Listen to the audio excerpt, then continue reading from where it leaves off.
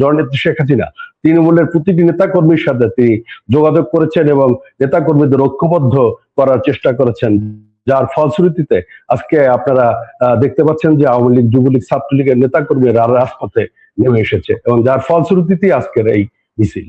পুরো বাংলাদেশে প্রথম দিকে আপনাদের নিশ্চয়ই মনে আছে অল্প কিছু 5-7 জন মিলে একটা মিছিল করত, এই মিছিলের সারি কিন্তু ক্রমাগত বড় হচ্ছে।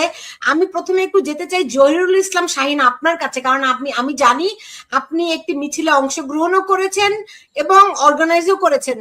কি বুঝলেন আজকে মিছিল করে? জহিরুল ইসলাম শাহীন, আপনি যে কথাটি বলতেছিলেন যে আমরা 5 তারিখের পরে আমরা বিভিন্নভাবে আমরা আমাদের তৃণমূলের সকল নেতা কর্মীদের ঐক্যবদ্ধ করার চেষ্টা করেছি এবং তাদের সাথে যোগাযোগ করেছি এবং যার ফলশ্রুতিতে আজকে আপনারা দেখতে পাচ্ছেন যে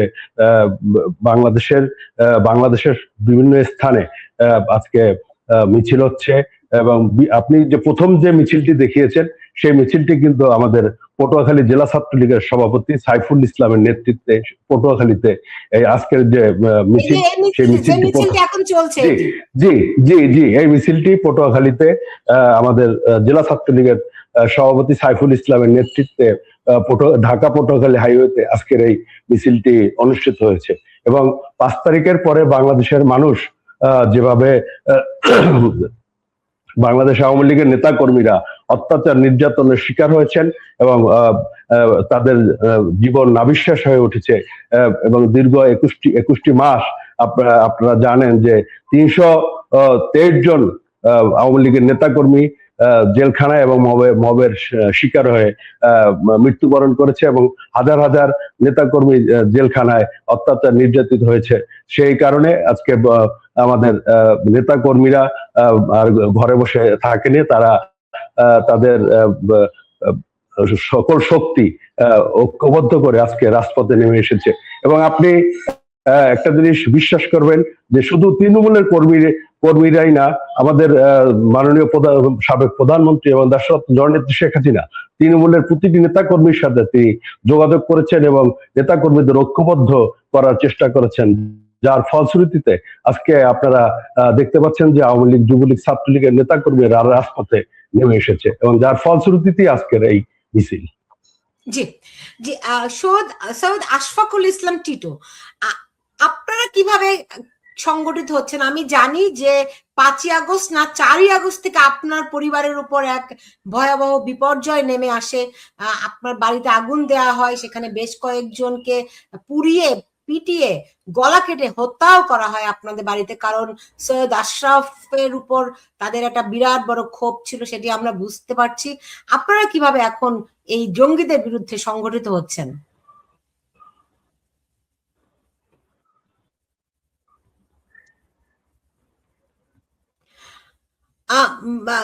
সৈয়দ আশফাকুল ইসলাম, আমি কিন্তু আপনার কথা শুনতে পাই না।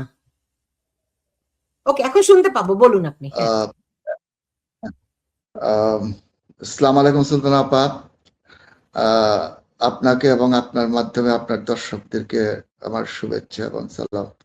আজকে 17ই এপ্রিল মুজিবনগর দিবস, আমাদের জন্মের দিবস, একটি ঐতিহাসিক দিন। আপনার 1757 সনের 23শে জুন পলাশীর প্রান্তরে বা আম্রকাননে আমাদের স্বাধীনতার সূর্য অস্তনমিত হয়েছিল মির্জাফরের বিশ্বাসঘাতকতায়। ঠিক 200 বৎসর পরে আপনার আরেক আম্রকানন, মেহেরপুরের বৈদ্যনাথ তলার আম্রকাননে আমাদের সূর্য সন্তানরা স্বাধীনতার পতাকা তুলেছিলেন। কাজে এই দিনটি একটি ঐতিহাসিক দিন। এই দিনে আপনার আমরা আমাদের চেতনাকে আরো শানিত করার জন্য আমরা সকলেই চেষ্টা করছি। আপনার দেখেন, আওয়ামী লীগ জন্ম আপনার মোহাম্মদ আলী জিন্না বলেন, লিয়াকত আলী বলেন, নাজিম উদ্দিন বলেন, এদের তলোয়ারের নিচে মাথা দিয়ে আওয়ামী লীগের জন্ম। সুতরাং আওয়ামী লীগ আপনার ওনারা যে নিষিদ্ধ করছে আপনার, এটা তো আমি কি বলবো, এটারে আপনার কোনো রাজনৈতিক সিদ্ধান্ত আপনার হইতে পারে না। আপনার একটা দল আপনার আপনি নদীতে কি বলে এটা, আপনি খালের মধ্যে বাদ দিতে পারবেন, আপনি নালার মধ্যে বাদ দিতে পারবেন, এমনকি আপনি নদীতেও বাদ দিতে পারবেন, কিন্তু মহাসমুদ্রে তো বাদ দেওয়া যায় না। আপনি মহাসমুদ্রে বাদ দিবেন কিভাবে এই নিষিদ্ধ করে? দেখতেই তো পাচ্ছেন সারা দেশে আমাদের তরুণরা আজকে আপনার এই বাদ উপতায় আপনার রাস্তার মধ্যে চলে আসতেছে, এবং এটা 3 দিন বাড়বে আপা, এটা 3 দিন বাড়বে, এটা 3 দিন বাড়বে। সুতরাং আমি আজকে আমাদের নেতা কর্মী যারা আছে প্রত্যেকের সাথে আমরা গ্রামে গ্রামে আপনার যোগাযোগ করছি। মনে করেন একটা ওয়ার্ড, সেখানে 15 জন 20 জন আছে, একসাথে করে আপনার আমরা কথা বলি, তাদের সাথে ভিডিও করে কথা বলি, এবং ঠিক মোক্ষম সময়ের জন্য তাদেরকে শানিত করার চেষ্টা করছি। আপনার আপনি একটা বাঘ যখন শিকার ধরে আপনার, তখন 2 পা পিছনে যায়, তারপর শিকারের টার্গেট করে, তারপর আপনার শিকারের দিকে ঝাঁপায়া পড়ে। পরিস্থিতির কারণে আওয়ামী লীগও আপনার 2 পা পিছনে গেছে। আপনার রাইট টাইমে আওয়ামী লীগ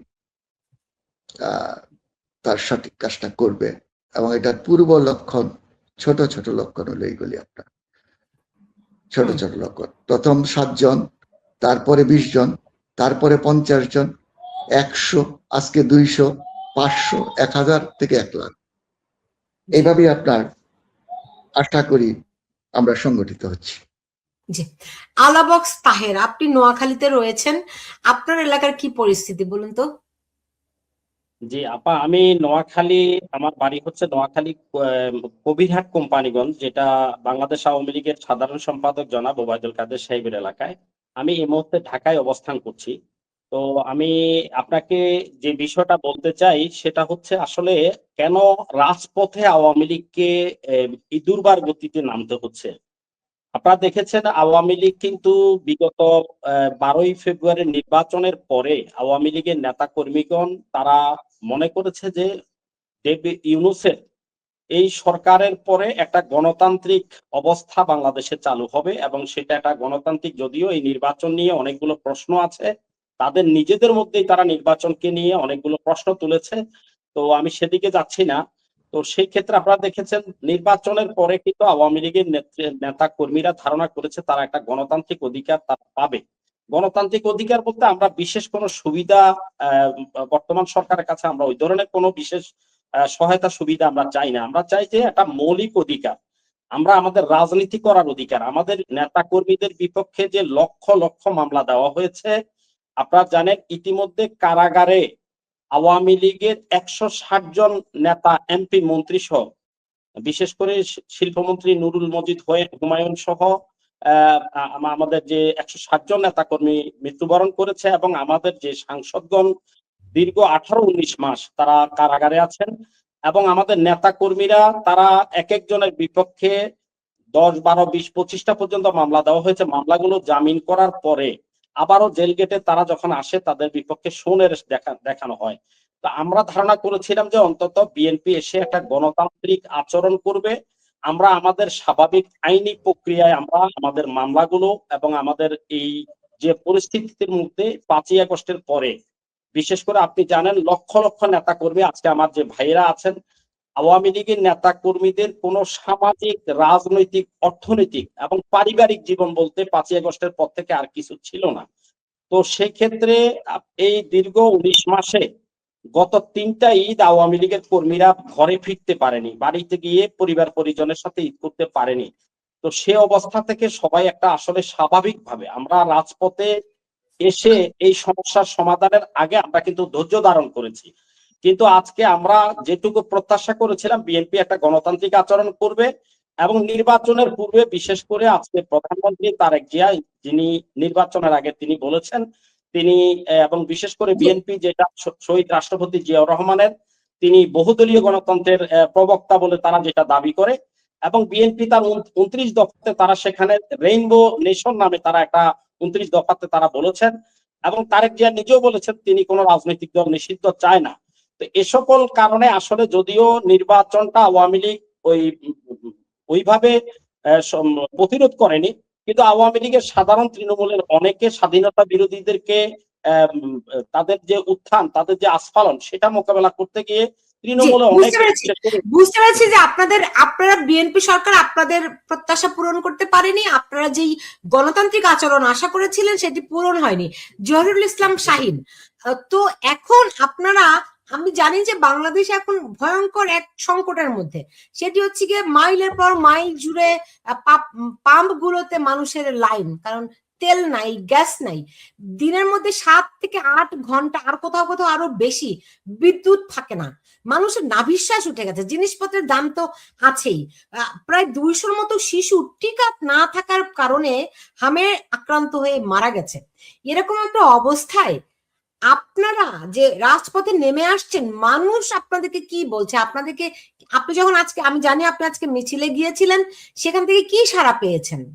মানুষের প্রতিক্রিয়াটা কি পেয়েছেন? শাহীন কি আমার সঙ্গে আছেন? আচ্ছা, শাহীনের, তিনি স্টিলে আছেন, তিনি শুনতেও পাচ্ছেন না বোধহয়। যে আশফাকুল ইসলাম, আমাকে যদি একটু বলতেন মানুষের প্রতিক্রিয়াটা কি এখন? আপনি রাস্তাঘাটে যদি হাঁটেন বা কোনো সিএনজি বা ট্যাক্সিতে বা আপনার ওভারে অথবা আপনার রিক্সাতে আপনি যদি উঠেন, ভয়াবহ প্রতিক্রিয়া, ভয়াবহ প্রতিক্রিয়া। আপনার যে প্রতারণা জাতির সাথে করা হয়েছে, এই দেশে তো বহু আন্দোলন হয়েছে, 52, 66, 68 বা 71, 90, বহু আন্দোলন হয়েছে। প্রত্যেকটা আন্দোলনের আপনার সুনির্দিষ্ট একটা লক্ষ্য ছিল আপনার, কিন্তু এই আন্দোলনটা আপনার সম্পূর্ণ প্রতারণার মাধ্যমে, জাতির প্রতারণা করে আপনার এই আন্দোলনটা হয়েছে।